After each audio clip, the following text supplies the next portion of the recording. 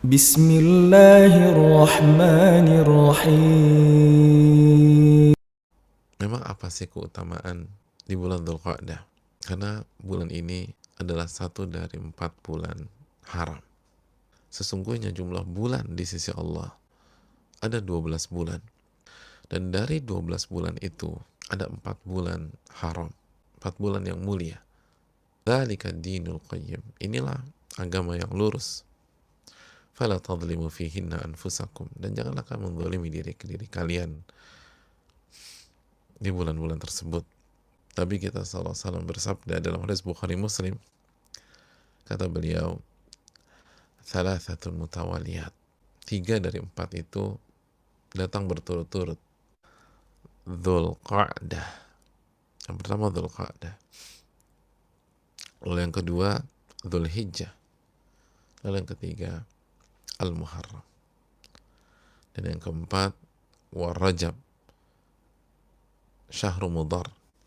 Minha arba'atun hurum. Di antara 12 bulan ada 4 bulan yang mulia. 4 bulan haram. Dan 4 bulan haram, Dzulqa'dah, Dzulhijjah, Al-Muharram, dan yang terakhir Rajab. Rajabu Mudhar. Pertanyaannya, terus kenapa?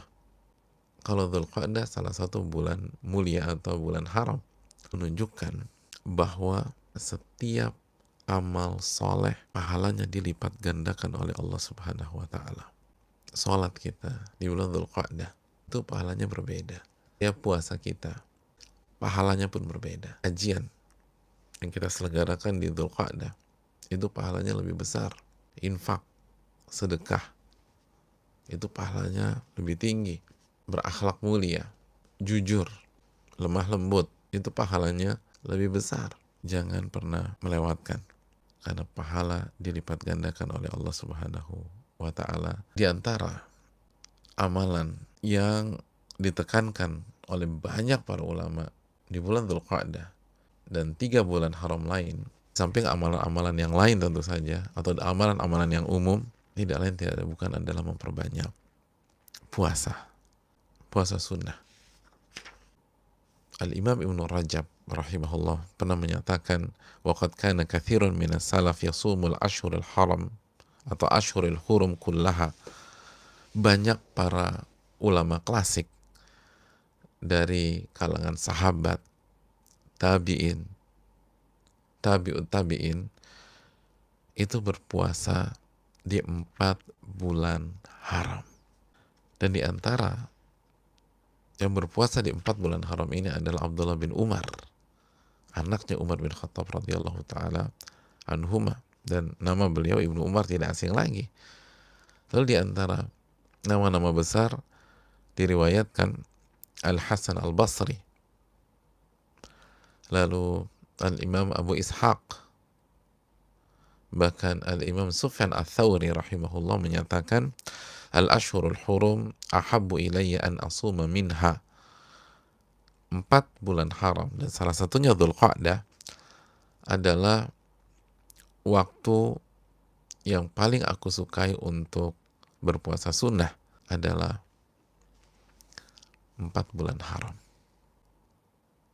Dan selain puasa apa aja? Perbanyak sholat sunnah, perbanyak doa sama Allah, zikir kepada Allah, bantu orang di bulan ini, perbanyak infak, sedekah, apa saja.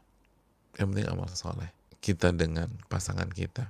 Jangan lupakan hak istri bagi para suami, dan yang istri berikanlah hak suami kita. Itu semua pahala dilipat gandakan oleh Rabbul Alamin. Umrah Rasul SAW itu di bulan Dzulqa'dah. Dijelaskan para ulama 4 kali umrah beliau di Dzulqa'dah. Umrah Hudaybiyah, walaupun akhirnya beliau harus balik lagi. Lalu umrah Qadha, lalu umrah Ja'ranah di Fatu Mekah, di tahun Fatu Mekah, lalu yang terakhir umrah ketika haji. Dan dilakukan di Dzulqa'dah kecuali umrah saat haji. Semuanya dilakukan di Dzulqa'dah kecuali umrah di haji wada beliau. Dan menariknya, umroh ketika haji wada itu ihramnya di bulan Dzulqa'dah, walaupun pelaksanaannya di bulan Dzulhijjah. Qadarullah, semua amal ibadah dilipat gandakan. Terus yang berikutnya, tidak berhenti sampai di situ, bahwa kalau kita beribadah di bulan Dzulqa'dah ini, semoga kita berharap kita mendapatkan keutamaan sabda Nabi SAW, al-ibadatu fil haraj kal hijrati ilai. Dalam hadis Muslim, Nabi SAW mengatakan, beribadah di waktu haraj itu pahalanya seperti berhijrah kepada diriku. Hijrah kepada Nabi, jemaah. Dan makna dari haraj adalah waktu fitnah atau waktu lalai, ghaflah. Jadi di saat manusia itu lalai, ketika banyak orang melalaikan bulan Dzulqa'dah sebagai bulan yang istimewa dan spesial, maka itu kesempatan untuk berharap kita mendapatkan pahala hijrah kepada Nabi SAW dengan memanfaatkan Dzulqa'dah di saat banyak orang lalai. Maka ini kesempatan, baca Al-Quran lagi, coba khatamkan, kalau bisa 1 bulan ini khatam Al-Quran, perbanyak zikir, doa kepada Allah, dan lagi-lagi amal yang lain. Menuntut ilmu, jangan malas, lakukan kebaikan, kebaikan, dan kebaikan. Ini bulan yang istimewa. Lagi, setiap dosa yang kita kerjakan di bulan Dzulqa'dah, setiap dosa, dosanya dilipat gandakan. Karena Allah berfirman, "Fala tadhlimu fihinna anfusakum." Janganlah kalian menzalimi diri kalian di bulan-bulan tersebut. Apa maksudnya?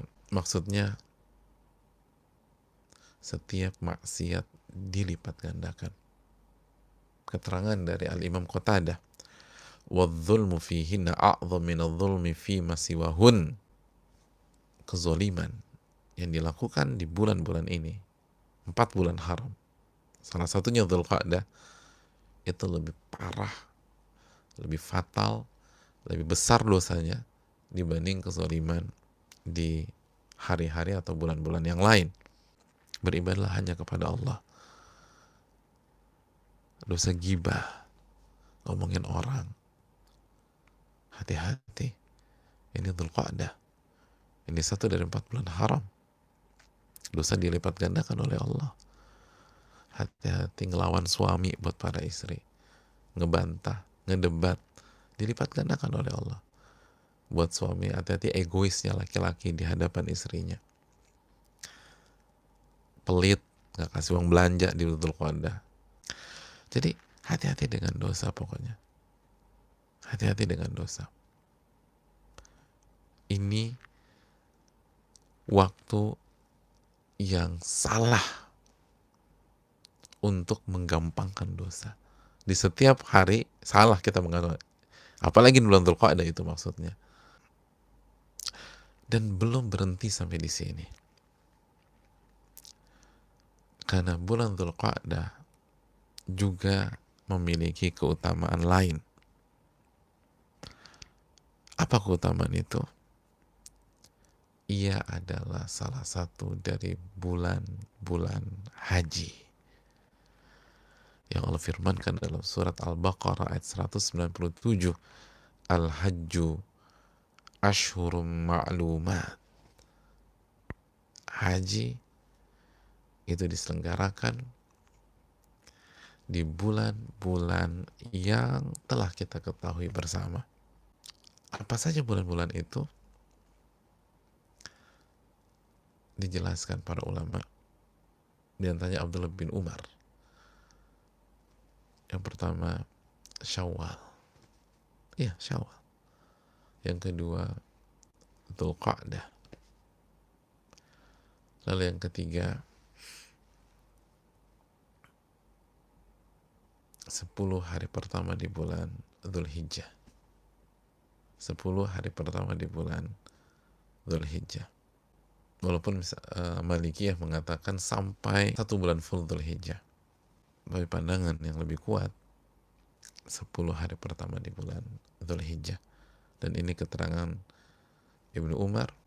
Dzulqa'dah adalah momentum untuk kembali mengingat nilai-nilai haji dalam kehidupan sehari-hari. Al-Imam Ibnu Rajab ketika berbicara tentang Dzulqa'dah dalam kitab beliau Lataiful Ma'arif, buku yang sangat terkenal, beliau menekankan tentang amalan yang hendaknya kita tekankan dan kita prioritaskan. Kata beliau, lam yakun aktsaru tatawu'in nabi sallallahu alaihi wasallam wa khawasi ashabihi bi kathrati shaum was shalah. Mayoritas amalan sunnah Nabi sallallahu alaihi wasallam dan sahabat-sahabat khusus beliau, sahabat-sahabat terdekat beliau, itu bukan di memperbanyak atau bukan sebatas memperbanyak puasa dan sholat, bal bibirril qulubi wa taharatiha wa salamatiha wa quwwati ta'alluqiha billah khasyatan lahu muhabbatan wa ijlalan wa ta'zima. Namun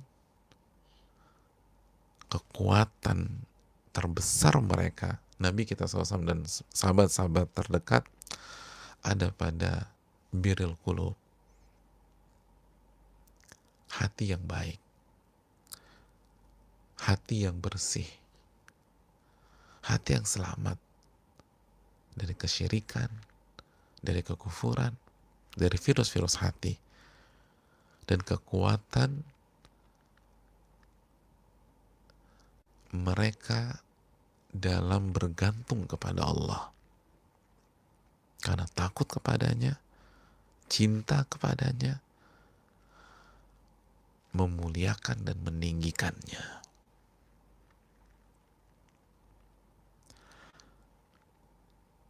Dan menginginkan dan mencintai apa yang ada di sisi Allah, dan zuhud terhadap apa yang fana. Itu kekuatan terbesar Nabi kita Sallallahu Alaihi Wasallam dan para sahabat beliau. Dan Al-Imam Ibnu Rajab menekankan itu di bulan Dzulqa'dah. Pelajaran bagi kita di bulan ini dan di bulan-bulan yang lain tentu saja. Di saat kita fokus beribadah,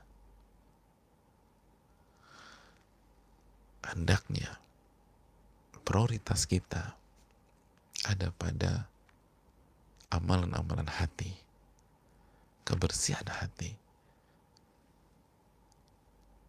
dan kekuatan kita dalam bergantung kepada Allah, di samping berusaha yang maksimal, berjuang dengan totalitas di hati, kita kembalikan kepada Rabbul Alamin. Karena mencintai Allah, takut kepada Allah, meninggikan dan memuliakannya. Ini hal yang harus ditekankan di bulan Dzulqa'dah dan nanti di bulan Dzulhijjah dan di bulan-bulan lain. Jadi kan ini momentum.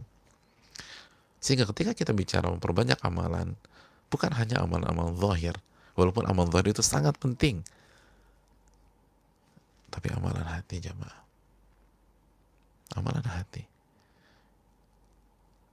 Ini salah satu momen yang bagus untuk menguatkan keikhlasan.